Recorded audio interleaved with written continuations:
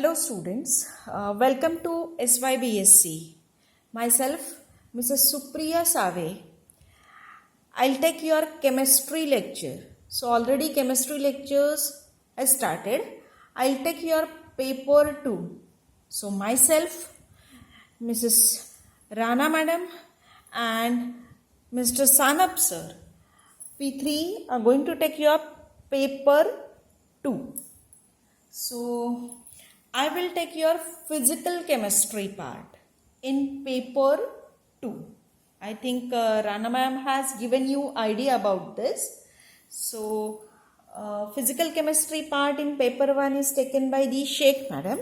I'll take your physical chemistry part of paper 2. So now this physical chemistry part contains 2 chapters, chemical kinetics and solutions. So as this is the first day, we'll start with the chemical kinetics.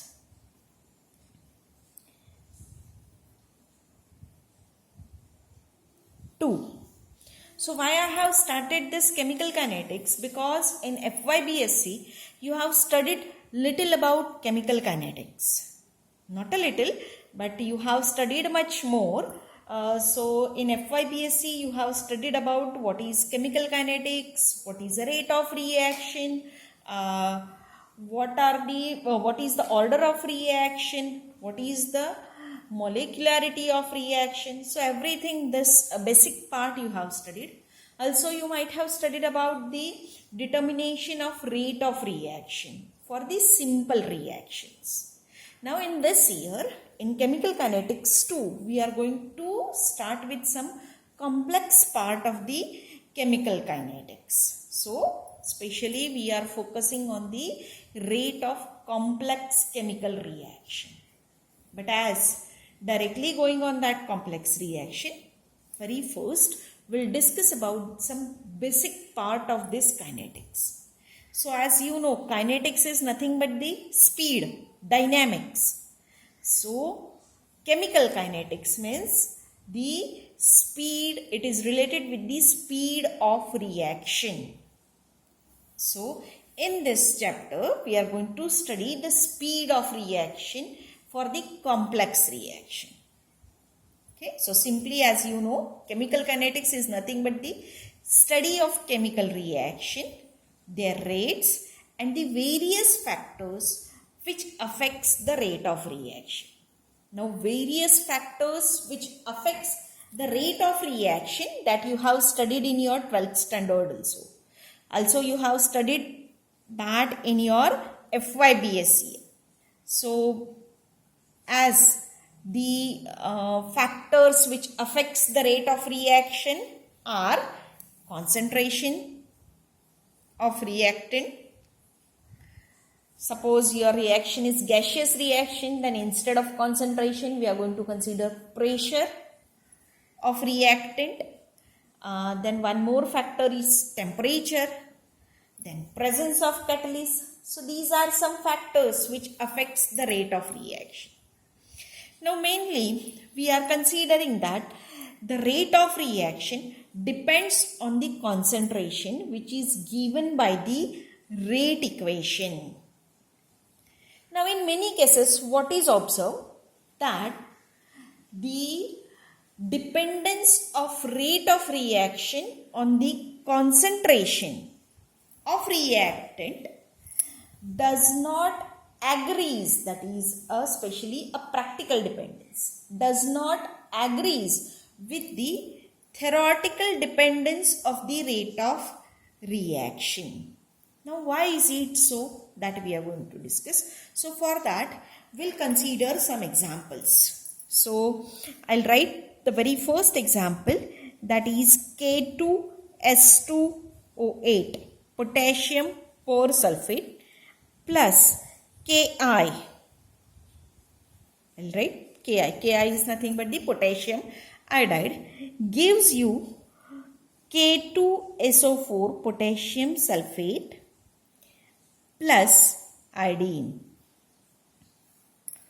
So if you are going to apply the law of mass action for this reaction, then rate of reaction can be given as it depends on the concentration of reacting species.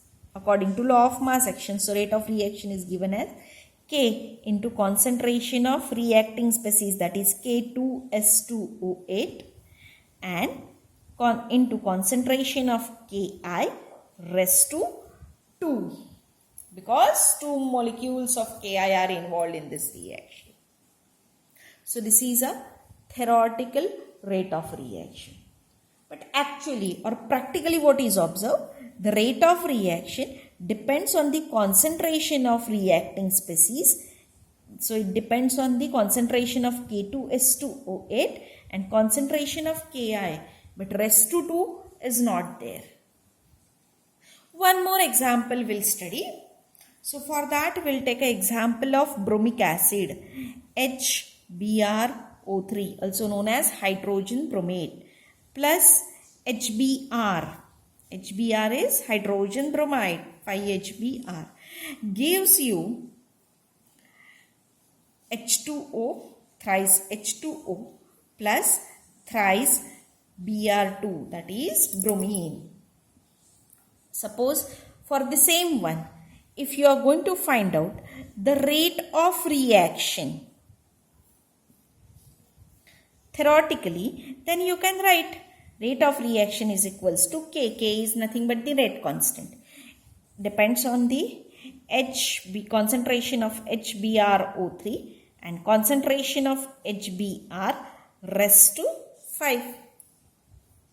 But actually what is observed?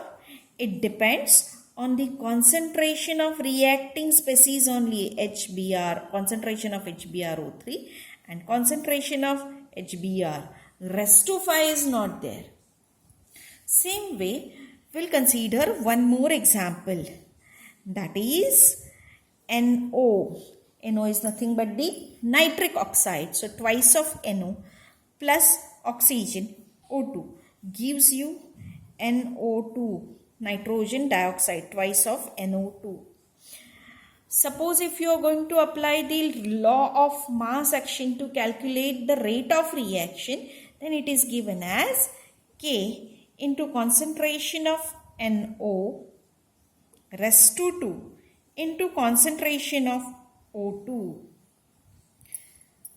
So this is a theoretical rate. Practically also it is same. There is no difference in the theoretical value as well as practical value. So these are some examples which we have studied. Now, by considering this example, very first, we'll see what is meant by the order of reaction. So already you have studied the order of reaction in your FYBSc. Order of reaction is nothing but the sum of exponents to which the concentration terms in a rate equation must be raised to obtain the observed dependence of rate on the concentration of reactant. So this is your definition of order of reaction. Generally, order of reaction is determined from experiment only, and it indicates the manner in which the rate of reaction varies with the concentration of reacting substances. So suppose if I am going to consider a general reaction, suppose I will consider a general reaction, A moles of A reacts with B moles of B, reacts with C moles of C to give you product. Then rate of reaction is given as we know, it is nothing but the K into concentration of A raised to A, concentration of B raised to B, concentration of C raised to C. And same way, suppose if you are going to find out order of reaction, which is denoted by small n, then it is given as exponent, sum of exponents. So a plus b plus c, small a plus small b plus small c. So this is a order of reaction. So suppose if we are going to find out the order of reaction for this above mentioned reaction, that is potassium persulfate plus Ki, gives you order of reaction. Now as it is determined experimentally, so definitely we are going to consider the experimental values. So rate of reaction is K into concentration of K2S28 into concentration of Ki. So exponent over here is 1. So for the first reaction, the order of reaction is equals to 2. Same way for the second reaction, the order is equals to 2. While for the third reaction, the order is equals to 3. So by considering this rate equation, we are able to find out the order of reaction for each cases or for each type of reaction. Now what happens in many reactions? They do not follow the simple first order, second order, third order kinetics. So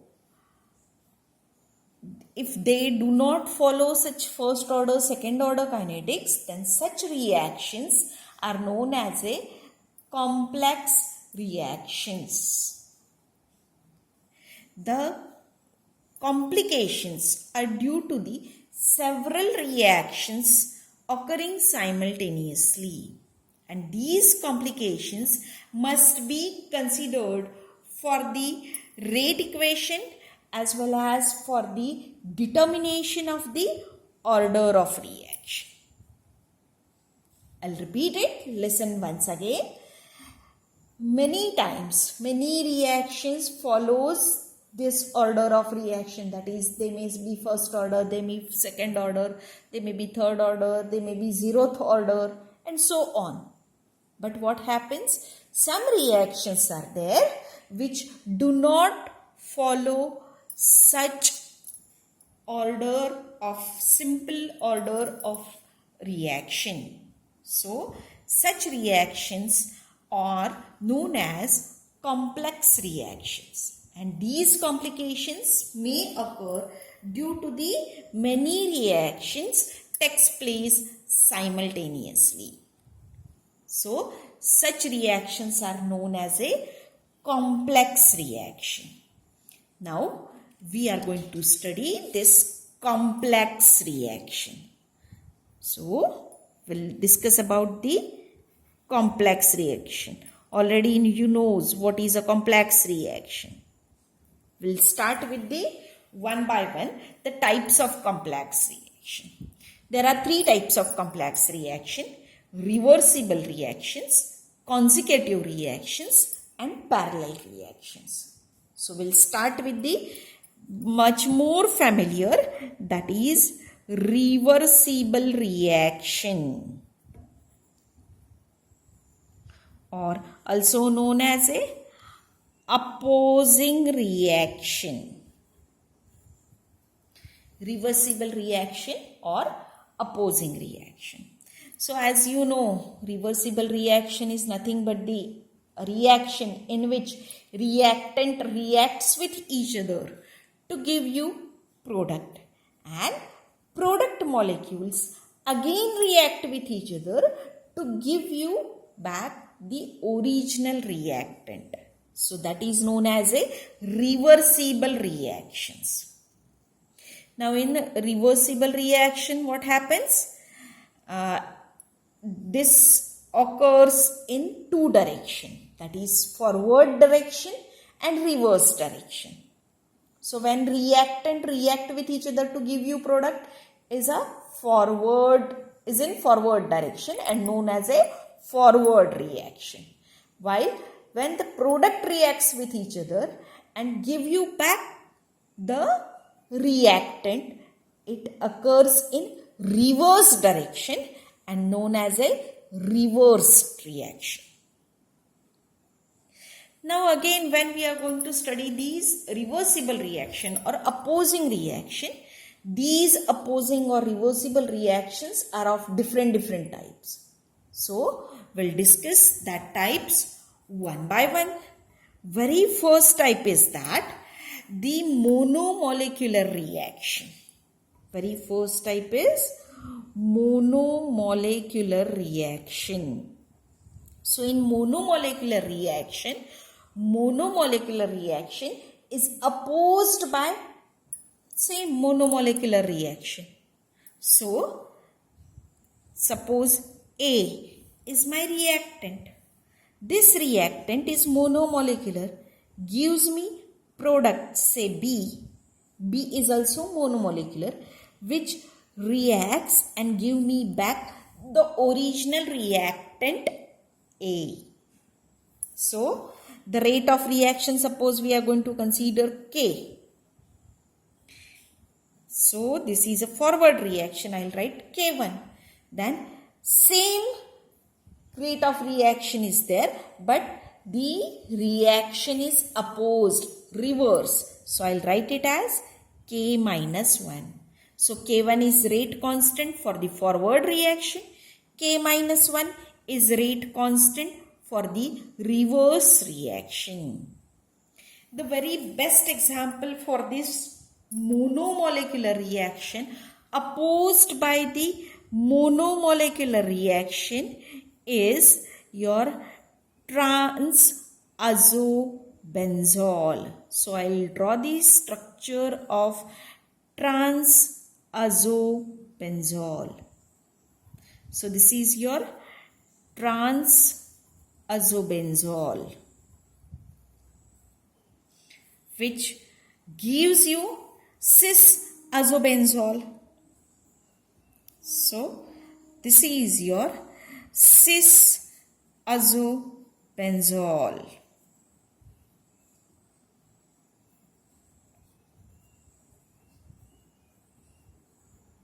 This cis-azobenzole gives you back trans-azobenzole. So rate of forward reaction is K1, rate of reverse reaction is K minus 1. It's very simple.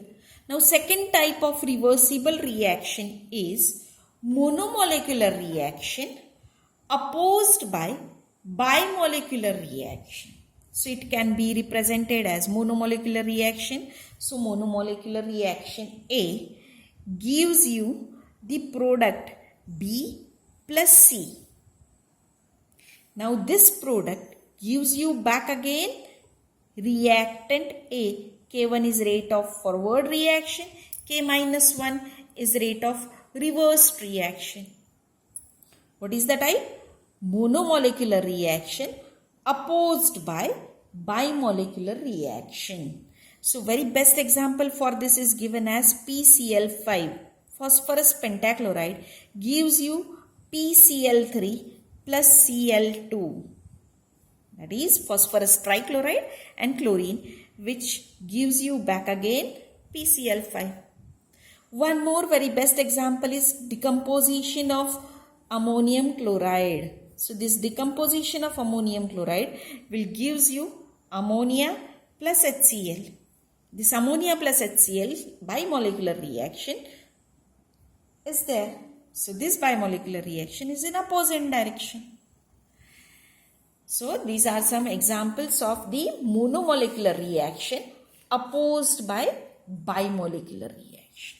Now next, third type is bimolecular reaction opposed by the monomolecular reaction. So it is represented as A plus B gives you product C.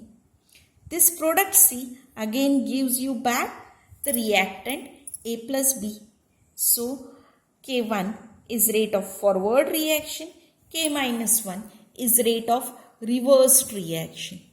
So very best example is nitrogen dioxide NO2 plus NO2 bimolecule gives you N2O4. This N2O4 gives you back NO2 plus NO2. So bimolecular reaction opposed by monomolecular reaction.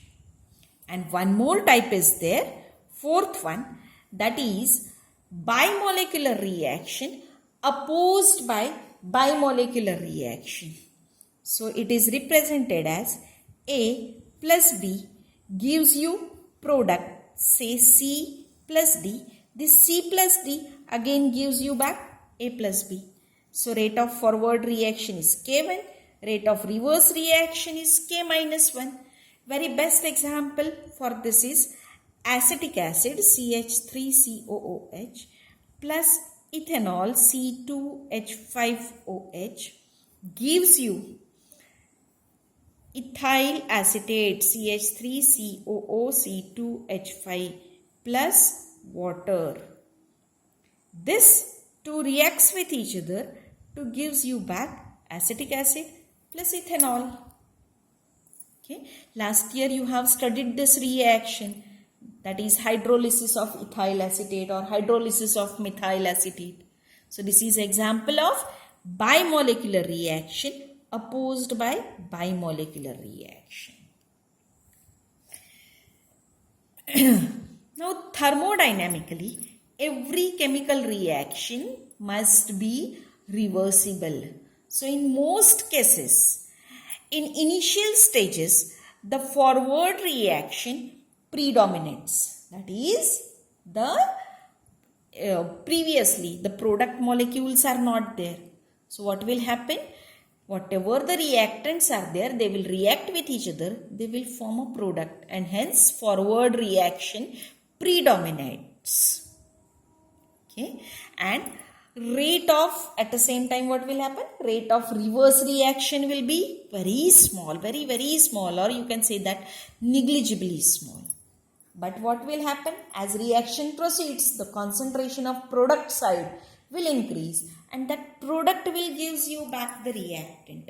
So a stage comes when the rate of forward reaction and the rate of reverse reaction will be same, and this stage is known as a equilibrium stage. Okay, so at equilibrium, the rate of forward reaction and rate of reverse reaction, that is K, is equals to K minus 1. And as these two are constant value, so ratio of this K1 upon K minus 1 is given by a one constant, that is K, known as equilibrium constant.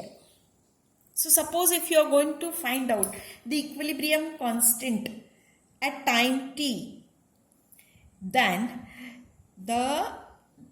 at any time t, the net rate of forward reaction is given as K1 into A minus X minus K minus 1 into X. So here X is considered as a concentration of product. A is considered as an initial concentration of reactant. K1 is rate of forward reaction. K minus 1 is rate of reversed reaction. So if suppose the same condition we are going to consider at equilibrium. So at equilibrium, already I have told you that the rate of forward reaction and rate of reverse reaction is same. So we'll consider at equilibrium, the rate of forward reaction is given as K1 into A minus X. Now this X is concentration of product we are going to consider. But this is at equilibrium, so we'll consider it as a Xe. Okay, so this is a concentration. Now at equilibrium, the rate of forward reaction is equals to rate of reverse reaction. So reverse reaction rate is given as K minus 1 into concentration of product. But this is at equilibrium, so we'll consider it as a Xe. So Xe is equilibrium concentration of product. Now suppose if you are going to rearrange the equation, then you can write it as K1 upon K minus 1 is equals to concentration of Xe by concentration of A minus Xe. Okay, and this is nothing but your equilibrium constant K. So this is about the reversible reaction. Okay, or you can say that it's a type of complex reaction. So very first we have discussed about the reversible reaction. So in next lecture we'll discuss about the next complex reaction, that is consecutive reaction and parallel reaction. Thank you.